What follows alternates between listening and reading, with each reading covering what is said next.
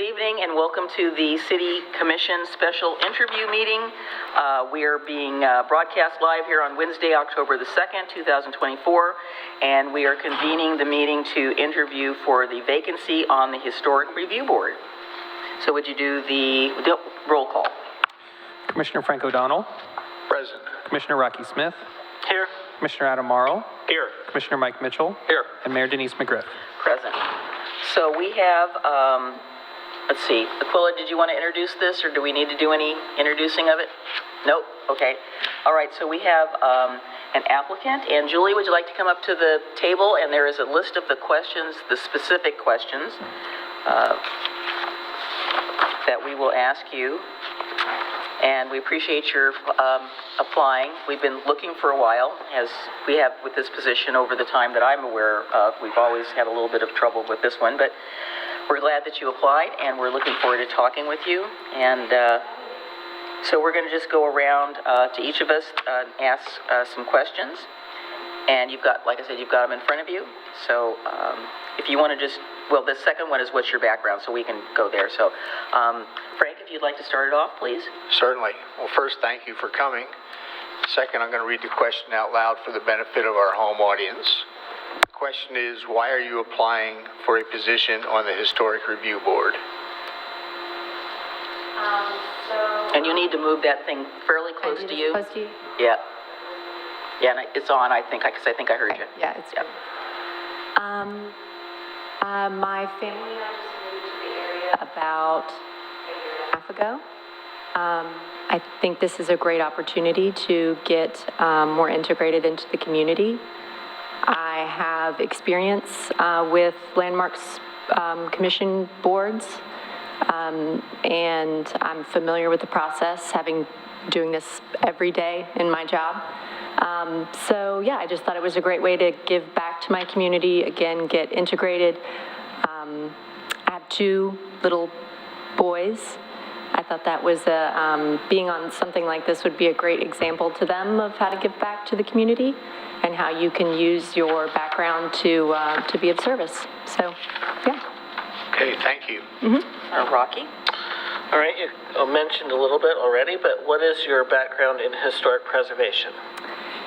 So I have a master's degree in historic preservation from Boston Architectural College. So it was a design-based college. So I have the architecture background and the preservation background. I have about 7 years of professional experience in preservation. That comes from practicing as an architectural historian, which is what I do now for a company called Dow LLC, formerly OBEC, you might know them as, so the Oregon Bridge and Engineering Company. We actually worked on the bridge, the Condi Bridge right here over the river, and still inspect that bridge today. So I've worked for 2 companies as an architectural historian. I consulted prior to moving here with the city of Louisville, Kentucky, which is where I moved from. You hear that? Maybe a little accent.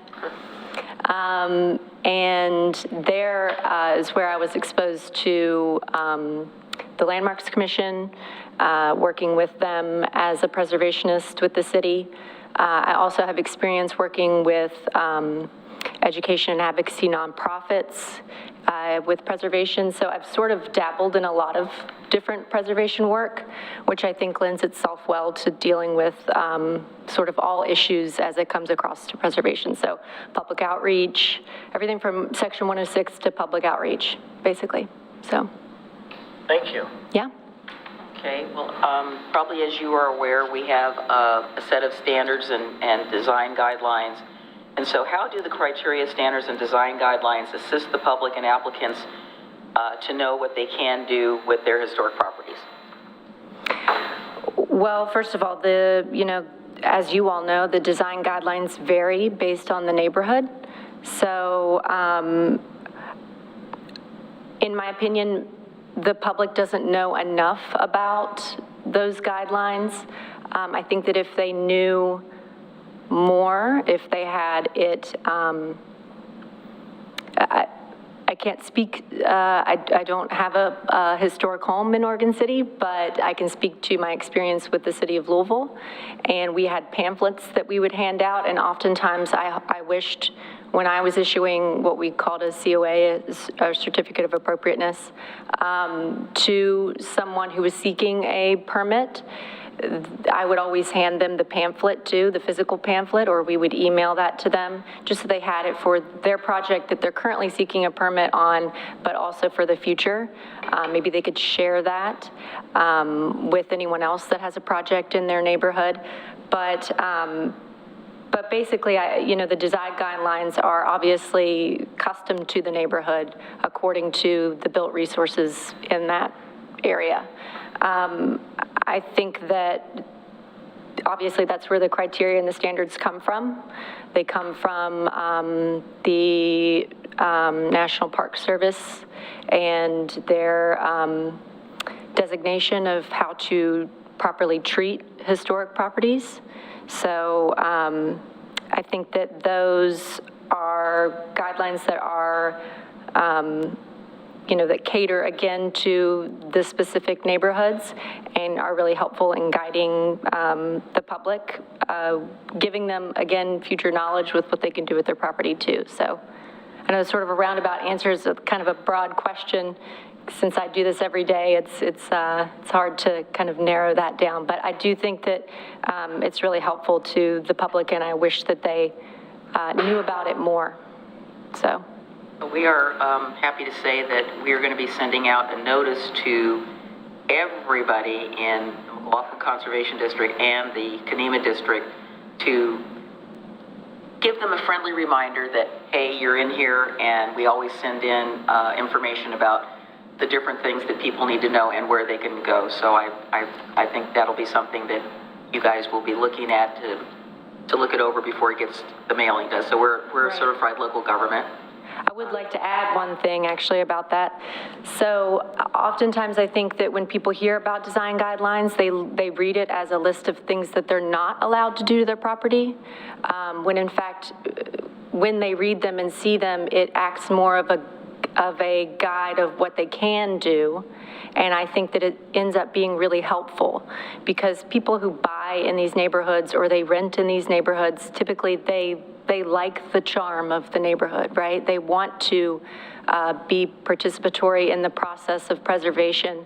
And I think that it's really helpful that they get those, sorry, I didn't know if it was about me, that they receive those as a list of what they can do, the treatment that they can receive on their property. So, and I find them very helpful when I get questions as a preservationist. What do you think I should do? What color should I paint my house?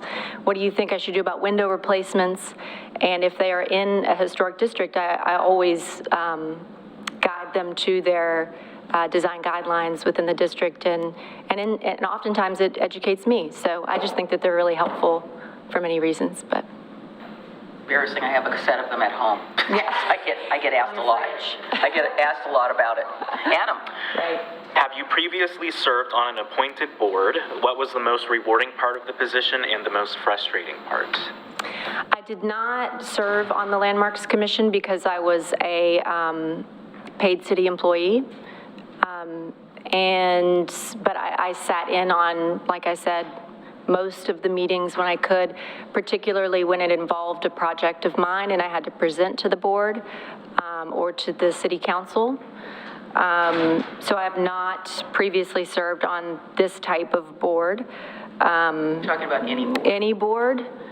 I was on a board for the Scouts of America, formerly known as BSA, Boy Scouts of America. I was a Cub Master for 3 years for my son's Cub Scout troop. So, yes. I'm trying to think of any other boards. No, not any formal boards, no. Well, what was the most rewarding part and the most frustrating part of serving on that board? The most rewarding part, I think to see the change in action, to have a little bit of a hand in that. There were some really monumental changes when I was on that board to BSA, Scouts, BSA Scouts is what they were called at the time. I think they've since changed the name. They had just incorporated females and all gender identifying, not just boys, into BSA.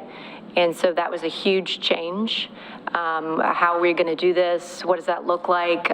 Dealing with problems as they came, or not problems, but I guess issues that arise, questions that arose as they came. Then I was also the active Cub Master, so I had to apply those changes, and I saw them as they came about. So that was both really rewarding, especially as a identifying woman, and it was both sometimes frustrating to have the changes so quickly happen, and sometimes not have the answer for parents when they needed it, and to request patience, and to always tell them that, you know, as I'm learning these things, I'm also telling you. So we're all learning together, so. Frank? The next question Mike, is... looks like you got left off of this list. I did. I You feel wanna like let- Frank you at the wanna- last you wanna meeting. let Mike- I'm the one forgotten I'm gonna let tonight. Mike do the You can number take 5. 6. I'll do this because this You is take actually my 6. favorite question, because right anybody who ahead. sat in public life or on a board has had this experience, some more recently than others. We'll have you do number 6, Mike. Okay. And you touched upon it barely, basically about as you're learning as you go also, but I'm going to read the question and you can answer as you see fit. Okay. So how would you approach a potential contentious hearing, knowing that there are passionate opinions on both sides of the issue, some of which may be uninformed? Yes. I added that qualifier. You think? Yeah. Well, I will say I do this every day. Every day I have to explain not only what I do for a living. People, when I say I'm an architectural historian, their first response is, oh, that's really cool. And then their second question is, what the heck is that? So I have to tell people what I do for a living. I also have to explain what that looks like, explain Section 106 to people, explain the protections at local, state, and federal levels. So I think I've got that down. I think that dealing with any sort of contentious issue, I always feel like education first. So explaining to them the process, the procedures, the intention behind something, and then kind of going from there. I'm also open to listening. I think a big part of serving is listening, whether you agree with it or not. Listening to somebody's stance that they have. Obviously, perception is reality, and just because I don't hold the same perception as you or viewpoint as you, that doesn't mean that your perception is any less valid, in my opinion. It might not be correct as it applies to the laws, but I'm open to listening. So I think that people really respond well to being listened to. That's really all they typically want, is a little bit of an ear and some understanding.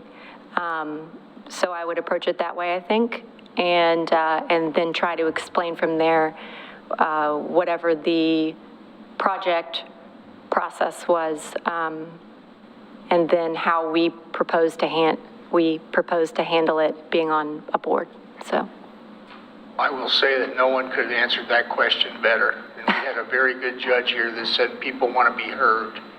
Right. They don't necessarily need to agree, but they need to be heard. Right. Very good. Thank you. Absolutely. Thank you. Mike, would you Mike, take take number that. 6? Sure.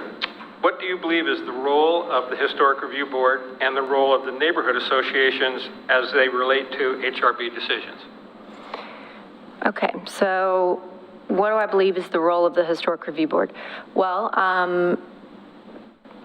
oftentimes, if it comes up to the board, that means that it is a little bit more of a contentious topic, right? So that might be, you know, in my experience, new builds within a historic district, or maybe business development, economic development in a district, or as it pertains to a landmark. So the board sits there to hear the argument of whatever project there is trying to be, you know, presented. So, and to make determinations on what can be done as it pertains to the law, and to the guidelines, like we spoke about. So that's my perception of what the board does within the community, obviously, within the city. And then the role of the neighborhood associations as it relates to that. The neighborhood associations, I think, so you're saying not an HOA, but an actual historic, the neighborhood historic component? Yeah, it's a city-recognized neighborhood association of the Right. residents that live in that area. Right. What do I believe the role of the neighborhood associations are? Sorry, I'm a verbal thinker too. The neighborhood associations as it relates to the HRB decisions. So obviously, the neighborhood associations have to enact whatever policies get put into play, whatever rules get changed, whatever guidelines get changed. And a lot of the time, it was my experience that the neighborhood associations were also the eyes and the ears of the city preservationist. So I'm speaking from my experience again. So I was the city preservationist. And we always had someone within the neighborhood association we knew we could go to who was very knowledgeable about the goings-on of the neighborhood. So I think that the neighborhood associations, as far as a collective, that's their job and their goal is to be informed about what's going on and to stay informed as it pertains to policy changes, guideline changes, and that kind of stuff. So, Thank you. you're welcome. Do you have any questions for us, or is there anything else that you would like us to know? Anything I would like? And also, you are available on the 4th, we meet on it's the fourth Tuesday of each month, 7 o'clock. Yes. So I came straight from work. It's a pretty straight shot. So I work in Lake Oswego. Like I said, I work for a company called Dowell. We're an engineering consulting company. I specialize, so I have a background in preservation of all resource types. That's land,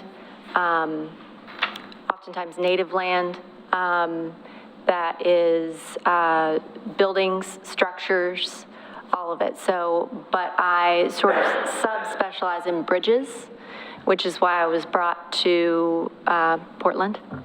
And my company works on a lot of bridges within the state of Oregon. I also work on projects in Alaska, Washington, Nevada, Montana, Wyoming. I'm trying to think of where we have offices. Arizona. I work directly right now on projects with the National Park Service. And that brought us to Glacier recently. That brought us to, right now I have an active project in San Francisco at the Hyde Street Pier, right off of close to Fisherman's Wharf. So I sort of have these macro projects, everything from that to micro projects, which might look like, you know, a historic structure off of a roadway that we're providing design transportation plans for. So I have everything from micro to macro covered. And what else would I like for you to know? I think I've covered it with some of my experience. Questions I might have, I think I'm going to have questions. Obviously, I'm still green to the area, and that is something that, you know, I might need help with occasionally. But like I said, if you're a historian with that type of background, typically all I need is the context, and I can understand the project. It's the, you know, once you understand the bigger picture, you're often able to then apply it to smaller, or focus it to smaller projects. So I might sometimes have questions, like just local questions that you guys have experience with. I think that's it. I mean, I feel like I have a pretty good handle on what the board does, so I don't think I have very many questions. Well, I will say that I did, I was familiar with Dell, so I don't know if you were here for our big bridge celebration after the bridge got done, but in 22, we had a party on the bridge. Oh, cool, yeah. Through the cooperation of our friends at the Oregon Department of Transportation. They closed it down, and we had, gosh, I mean, billions and billions were served, so to speak. So Nice. I looked it up in your company. It took me a little bit to find it, but I said preservation projects, and then some 106 stuff came up, and then I got down to the bridge work, and I pulled the page for the Arch Bridge to see what had been done on it. So, you know, we're ourselves in the city of Westland, we're, you know, very proud of that bridge. So the Right, company that's it. had a lot to do with that. But we've got an excellent staff that deal with historic resources, and they can fill you in, and I'm sure you'll get the briefing from Aquila and Christina. So, like you said, everything else is, you can pick up on it. So. Yeah, we have a huge framed poster of the bridge in our Bridge, office, yeah. so. We have one National Historic Site in town, so it's, we have a portion of the McLaughlin House site, which is part of Fort Vancouver, and I know they're trying to raise money to do a major restoration of the interior, but they've got settlement problems on the foundation, which is a big problem, and the more they put it off, of course, the price tag keeps going up and up, so. Yep, construction We're costs are wishing very that they high. get that done at some point in time, so. Right. Anyway, so thank you so much, we appreciate it. Any other questions, gentlemen? Okay, thank you. All right. Thank you. Thank you for having me, I appreciate it. Thank you. All right. So do we have any questions amongst ourselves? Do we have a recommendation and a vote or a motion? I think it was a very impressive interview, showed the breadth of knowledge, the depth of involvement, both nationally and the understanding that there's some local issues that she may have to become familiarized with. People on either side of me are a great asset for that. I thought her insights on educating the community. You know, I've always been troubled by new buyers coming into a historic district and being unaware of the requirements, and I always hope that we would do something, because it's not like it's a covenant restriction that is visible on a title search, and hopefully they'll come up with a way to do that so there's no surprises. So I thought that Ms. Fulkerson interviewed very strongly, and I would be strongly in favor of her appointment. Is that a motion? It is a motion. Is there a second? Okay, it's been moved and seconded that we appoint Ms. Fulkerson to the Historic Review Board position for the professional. Let's have a roll call, please. Commissioner Frank O'Donnell. Aye. Commissioner Rocky Smith. Aye. Commissioner Adam Marl. Aye. Commissioner Mike Mitchell. Aye. And Mayor Denise McGriff. Aye. Motion passes. Thank you. Congratulations. And you've met Aquila yet? Yes. So she's going to be your guide. All right. So let's adjourn and take a brief break. Let's come back at 5 after.